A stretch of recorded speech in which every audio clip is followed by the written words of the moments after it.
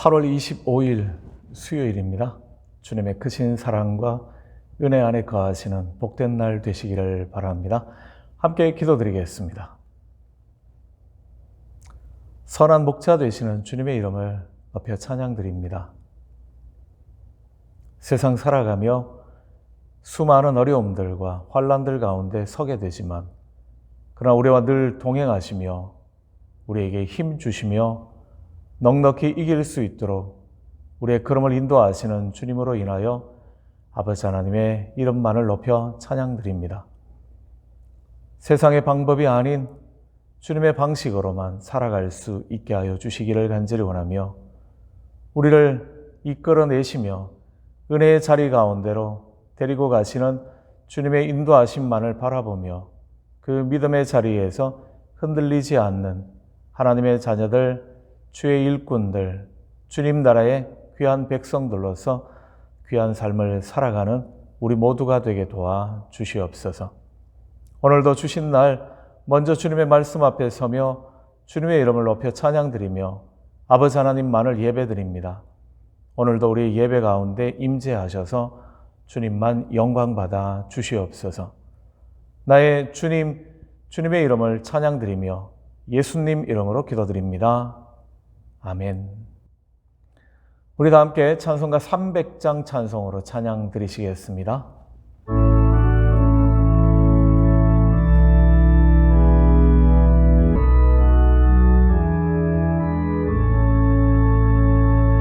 내 마음이 낙심되며 근심에 눌릴 때 주께서 내게 오사 위로해 주시네. 가는 길 캄캄하고 괴로움 많으나 주께서 함께하며 내 짐을 지시네. 그네가 내게 족하네. 그네가 족하네. 이 괴로운 세상 지날 때 그네가 족하네. 희망이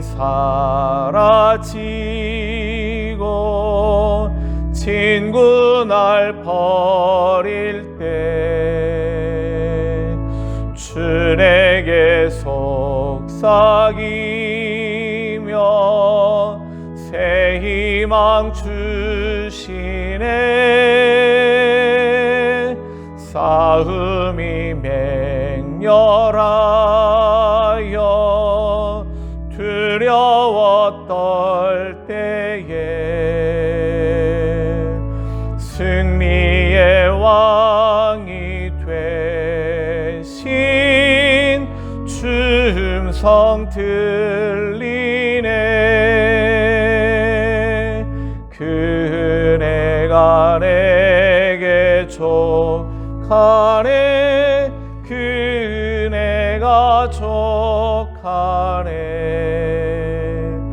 이 괴로운 세상 지날 때 그네가 족하네. 번민이 가득 차고 눈물이 흐를 때 주 나의 곁에 오사 위로해 주시네. 환난이 닥쳐와서 어려움 당할 때 주님의 늘 기뻐 원수를 이기네. 그네가 내게 족하네. 그네가 족하네. 이 괴로운 세상 지날 때 그네가 족하네. 오늘 우리들에게 주시는 하나님의 말씀은 마태복음 9장 23절부터 26절까지의 말씀입니다. 우리 함께 봉독하시겠습니다. 예수께서 그 관리의 집에 가사 피리 부는 자들과 떠드는 무리를 보시고 이르시되 물러가라. 이 소녀가 죽은 것이 아니라 잔다 하시니 그들이 비웃더라. 무리를 내보낸 후에 예수께서 들어가사 소녀의 손을 잡으심에 일어나는지라 그 소문이 그 온 땅에 퍼지더라. 아멘. 12해를 혈루증으로 앓고 있는 여인을 고쳐주시는 사건, 그 사건은 회당장 야이로의 딸을 고치러 가던 그러한 중에 일어났던 그러한 사건이었습니다. 회당장 야이로가 예수님 앞에 나와서 이렇게 말하죠. 오늘 마태복음의 기록은 이렇습니다. 내 딸이 방금 죽었습니다. 그러나 오셔서 그 몸에 손을 얹고 기도해 주십시오. 그러면 살아날 것입니다. 야이로의 믿음이었습니다. 내 딸이 방금 죽었지만 그러나 그 딸을 살려주십시오 하는 그러한 요청이었죠. 근데 다른 성경 말씀인 마가복음과 누가복음의 말씀에는 이 본문이 조금 다르게 기록되어져 있습니다. 마가복음과 누가복음은 내 어린 딸이 죽게 되었습니다. 그렇게 이야기를 하죠. 아직 죽은 것이 아니라 지금 곧 죽어가고 있는 중입니다. 거의 죽게 되었습니다. 그러한 의미로 나와서 간청하게 되어집니다. 그렇게 이 본문의 말씀을 가지고서 우리가 본다면 이런 이야기죠. 마태는 미리 그 모든 일들을 상정하고 하는 거고요. 마가와 누가는 거의 죽어가고 있는데 12해를 혈루증으로 앓던 여인으로 말미암아서 그 가는 길이 지체가 되어지고 그 와중에 이제 어린 딸은 죽었다라고 그렇게 기록을 해주는 거죠. 어쨌든 예수님께서 회당장 야이로의 집에 도착하셨을 때는 회당장 야이로의 12살 먹은 딸은 이미 죽어버린 상태 그랬습니다. 이미 죽어버린 또는 죽어가고 있는 딸, 그 딸을 위하여 예수님께 나와서 간청하고 있는 아버지의 모습, 얼마나 안타까움을 가지고 주님의 도우심을 간절히 구하며 무릎 꿇는 시간이었겠습니까? 우리가 이 땅을 살면서 죽음을 경험하죠. 직접적인 경험이 아니라 간접적인 경험들이지만 우리는 많은 사람들의 죽음을 보게 됩니다. 그럴 때 그 죽음이라는 것은 한마디로 표현하면 절망인 거죠. 모든 소망이 끝나버린 순간을 죽음이라고 말할 수 있기 때문입니다. 아무리 숨이 끊어져 가는 그러한 절박한 상황이라고 할지라도 아직 호흡이 붙어 있다면 우리는 소망이 있다라고 이야기를 합니다. 무엇인가 해볼 만한 그러한 여지가 남아 있다라고 이야기를 하는 거죠. 그렇지만 이미 죽어버렸다라고 이야기할 때는 그 마지막 가느다란 소망마저도 다 없어져 버린 상황, 절망적인 상황, 그런 상황을 이야기하는 거죠. 죽음은 바로 그런 겁니다. 영원한 이별, 끊어짐, 나누임, 그런 거죠. 다시 회복할 수 없음을 이야기할 때 죽음을 이야기합니다. 그렇게 회당장 야이로의 집에서 보내왔던 사람들, 그들은 이렇게 말합니다. 마가복음과 누가복음의 이야기죠. 더 이상 선생을 괴롭게 하지 마십시오. 딸이 죽었습니다. 이제 예수님이라 할지라도 아무것도 할 수 있는 게 없습니다. 더 선생을 괴롭게 하지 마시지요. 그냥 돌아오십시오. 그런 이야기입니다. 주님은 바로 그 상황에서 회당장과 야이로에게 대하여서 말씀해 주시죠. 두려워하지 말고 믿기만 해라. 절망이 될 수밖에 없는, 죽음이라는 것이 절망인 상황, 그래서 두려울 수밖에 없는 상황이지만 주님께서는 그 절망에 사로잡히지 말고 두려워하지 마라. 방법이 없는 것 같은, 모든 문제가 끝나버린 것 같은 상황이라고 할지라도 믿기만 해라. 그렇게 요청하시는 거죠. 그리고 회당장 야이로의 집에 가서 죽은 어린 딸을 바라보면서도 이렇게 말씀하십니다. 죽은 것이 아니라 잔다. 그렇게 말씀하시죠. 회당장의 외딸이 죽었다라는 사실은 그 자리에 있는 모든 사람들이 다 알고 있는 사실입니다. 눈으로만 봐도 다 확인이 되는 그러한 사실인 거죠. 근데 그 객관적인 사실 앞에서 주님은 전혀 다른 말씀을 하시는 거죠. 분명히 우리 눈에 죽은 것이 뻔한데도 주님은 그것을 부정하십니다. 아니다, 잔다. 그렇게 말씀하시는 거죠. 상식을 거스르는 말을 하고 계시는 겁니다. 그렇기 때문에 그 자리에 모여 있었던 많은 사람들은 예수님을 비웃었습니다. 24절의 말씀이죠.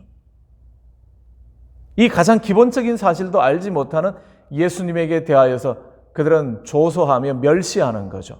비웃고 있는 겁니다. 그런데 주님께서는 주님이 말씀하신 대로 그 회당장의 딸을 살려내셔서 죽음으로부터 다시 회복시켜 주십니다. 회당장의 딸은 물론이고 회당장까지도 슬픔이 변하여서 기쁨이 되어지는, 많은 주변에 있었던 사람들까지도 아니 우리가 봤던 것은 죽은 것이었는데 죽은 게 아니라 잔 거였나? 그렇게 생각할 수밖에 없게 만들어버리신 사건이었습니다. 우리는 이 사건을 통하여 이 사실 하나를 분명하게 확인하셔야지만 합니다.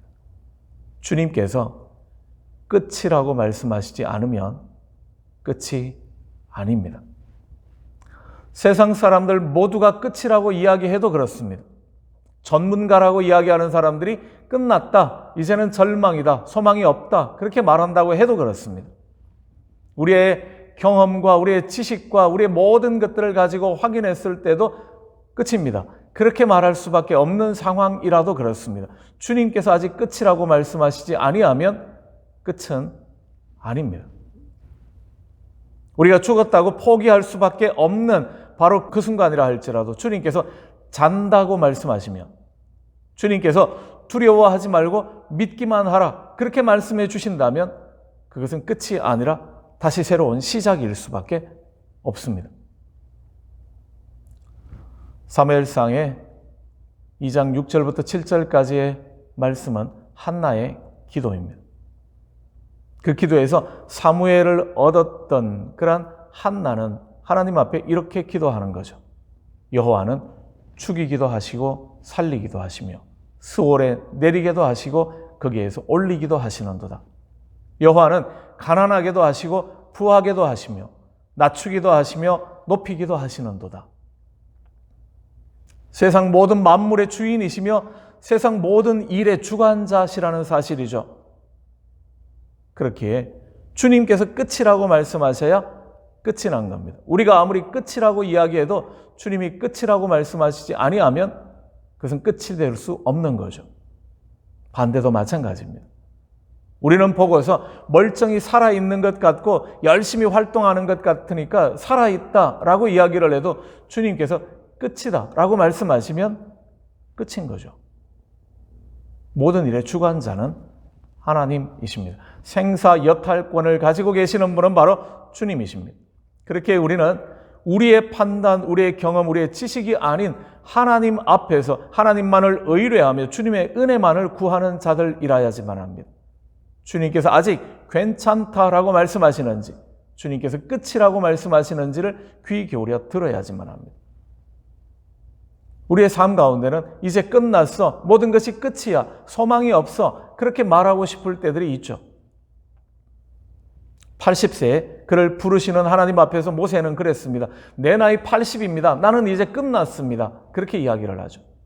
그런데 주님께서는 아니, 끝이 아니야. 이제 시작이야. 그를 80세에 부르셔서 그를 일꾼으로 사용하십니다. 외삼촌에게 쫓기게 되어지고 야복강에 이르렀을 때에 그는 자기의 형 에서가 병사들을 이끌고 오고 있다라는 소식을 들었을 때에 그 야복강의 자리는 이제 끝난 자리처럼 보였습니다. 아무것도 소망이 없는 자리였었습니다.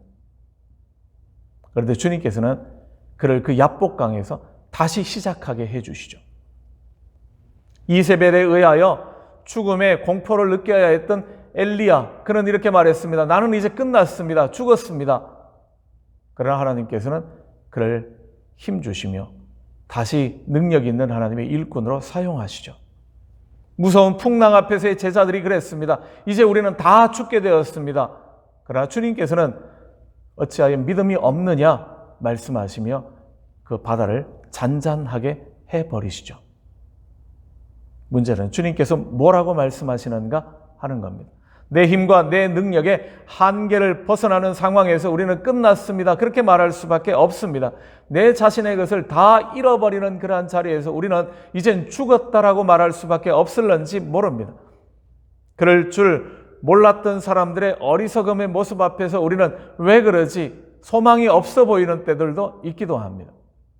그러나 끝을 말하는 것은 주님입니다. 누구를 어떤 사건을 언제 끝내실지, 언제 다시 시작하게 하실지를 정하시는 분은 하나님이시라는 거죠. 우리는 그 앞에 무릎 꿇어야지만 합니다. 그 앞에 겸손하셔야지만 합니다. 끝이라는 말은 저와 여러분, 우리 인간들이 하는 말이 아니라, 할 수 있는 말이 아니라 하나님만이 하실 수 있는 말입니다.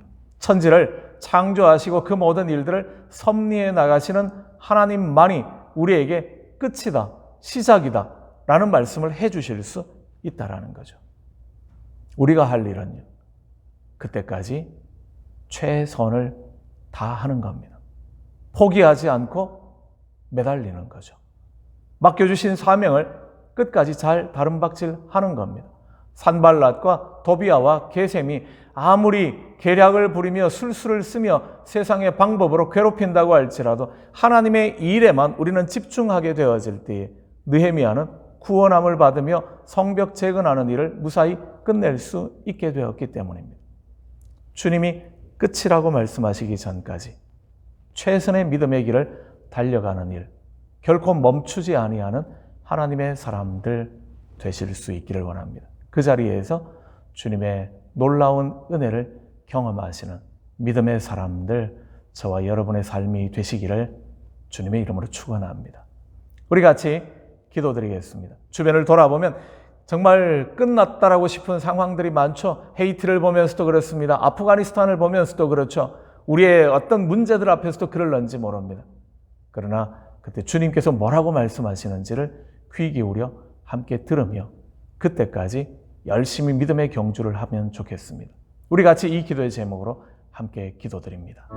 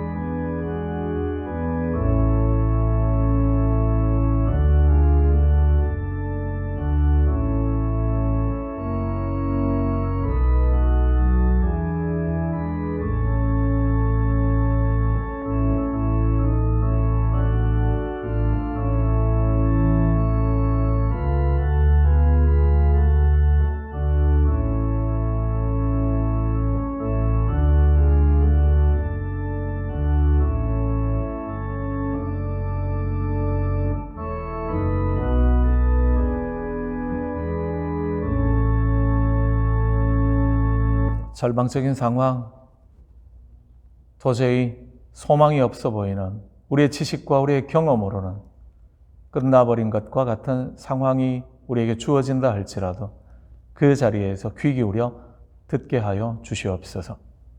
주님께서 두려워하지 말라 말씀하시며 잔다라고 말씀하신다면 우리는 끝까지 최선을 다하며 포기하지 아니하며 믿음의 길을 달려가게 하여 주시옵소서.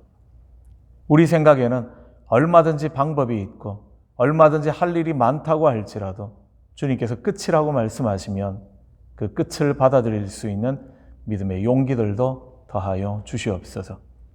그리하여 시작과 끝을 정하시는 분이 주님이심을 잊지 말게 하여 주시옵고, 오늘도 주님만을 바라보는, 주님의 인도하심에만 귀 기울이며 주님의 인도하심만을 눈여겨볼 수 있는 하나님의 사람으로만 살게 하여 주시옵소서.